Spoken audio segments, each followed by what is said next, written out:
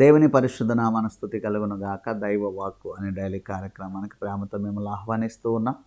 అందరూ బాగున్నారా? దేవుని కనికరం, దేవుని కృప, దేవుని యొక్క సహాయం మీకు మెండుగా కలుగును గాక. ఎపిసెల్కి రాసిన పత్రిక మొదటి అధ్యాయం 22-23 వచనాలు మనం చదివినట్లయితే, మరియు సమస్తమును ఆయన పాదముల క్రింద ఉంచి సమస్తము పైని ఆయనను సంఘమునకు శిరస్సుగా నియమించెను. ఆ సంఘము ఆయన శరీరము, సమస్తమును పూర్తిగా నింపుచున్న వాని సంపూర్ణత అయి ఉన్నది. హల్లెలూయా. చూడండి, దేవుడు యేసయ్యను సమస్తము ఆయన పాదముల క్రింద ఉంచాడంట. సమస్తము పైన ఆయనను సంఘమునకు శిరస్సుగా నియమించాడు. ఇక్కడ గమనించారా? అంటే యేసు పాదముల కింద సమస్తాన్ని పెట్టి సమస్తము పైన ఆయనను సంఘానికి శిరస్సుగా పెట్టాడంట. సంఘం ఆయన శరీరం అట. అంటే ఇక్కడ గమనిస్తే సమస్తము ఆయన పాదముల క్రింద ఉంది, ఆయన సంఘానికి శిరస్సుగా ఉన్నాడు, శరీరం ఆయన సంఘం అయి ఉంది. అంటే సంఘము క్రిందే సమస్తం ఉన్నాయి, యేసు క్రిందే సమస్తం ఉన్నాయి.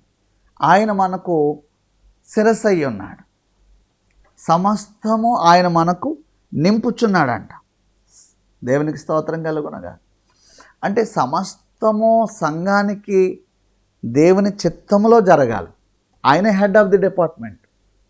చూడండి, ఏ కంపెనీ నడవాలన్నా హెడ్ ఎవరు ఉంటారో ఆయన చెప్పిందే కంపెనీ చేయాలి, అప్పుడే కంపెనీ సక్సెస్ అవుతుంది. ఇప్పుడు మన శిరస్సు ఎవరంటే యేసు ప్రభువారు, సంఘానికి శిరస్సు ఎవరంటే యేసు ప్రభువారు. ఆయన చెప్పినట్టు సంఘం నడవాలి. ఆయన పాదముల క్రిందే అన్నీ ఉన్నాయి, అన్నిటికంటే పైన ఆయన ఉన్నాడు. అంటే ఇక్కడ ఒక అద్భుతమైన సత్యాన్ని గ్రహించాలి. సంఘం ఎప్పుడు శిరస్సు చెప్పినట్టు చేయాలి. మన సొంతంగా చేయడానికి లేదు, సొంత జ్ఞానంలో వెళ్ళటానికి లేదు, మనం ఇష్టం వచ్చినట్టు తిరగడానికి లేదు. ఈ దినాల్లో చూడండి, ఎవరి ఇష్టం వారిది, ఎవరి బోధ వారిది, ఎవరు నచ్చినట్టు వారు. ప్రభు ఏమనుకుంటున్నారు, యేసయ్య ఉద్దేశం ఏంటో, ప్రణాళిక ఏంటో ఎవరికి అవసరత లేదు. అంటే శిరస్సు చెప్పినట్టు నడవట్లేదు. అలా నడవకపోతే ఏమవుతుంది సంఘం?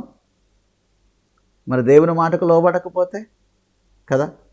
ఇప్పుడు మన శరీరంలో అవయవాలు మన మాట వినట్లేదు అనుకోండి, అప్పుడు ఏమైనట్టు? మనం పిచ్చోళమైనట్టే కదా. కాబట్టి శిరస్సైన యేసు చెప్పినట్టుగా సంఘం నడవాలి. అప్పుడు సమస్తము కూడా మన పాదముల కింద ఉన్నాయి. అన్నిటి మీద అధికారం యేసయ్యకు ఉంది. అన్నిటినీ ఆయన పాదముల కింద పెట్టాడంట. అన్నిటికంటే పైన ఆయన పెట్టాడంట. అంటే ఆయన ఏది చెప్తే అదే జరుగుతుంది, అంతే. యేసు చెప్పిందే జరుగుతుంది, యేసు చెప్పినట్టే నడుస్తుంది, యేసయ్య చెప్పినట్టే సమస్తము జరుగుతుంది. హల్లెలూయా. సమస్తానికి ఆయన అధికారి అయి ఉన్నాడు, ఆయన శిరస్సు అయి ఉన్నాడు. ఆయన పాదముల కింద అన్నీ పెట్టాడంట తండ్రి.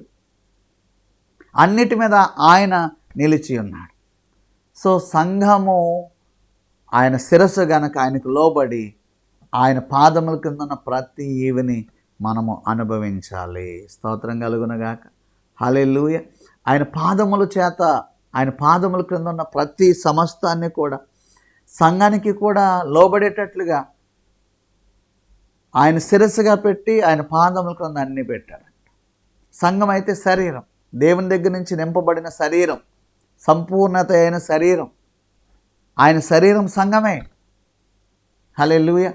అన్ని ఈవుల మీద అధికారం ఆయనకు ఉంది. ఆయన చెప్పినట్టు సంఘము నడవవలసిన అవసరత ఉంది. అంటే ఈరోజు నీవు ప్రభువు చెప్పినట్టుగా నడిస్తే, ప్రభు చిత్తంలో నడిస్తే, ఆయన ఉద్దేశంలో నడిస్తే ప్రతి ఆశీర్వాదం నీ సొంతమవుతుంది. అన్నిటికంటే పైవానిగా నువ్వు ఉంటావు. ఆయన శరీరములో పాలిభాగస్థులమన్న విషయాన్ని గమనిద్దాం.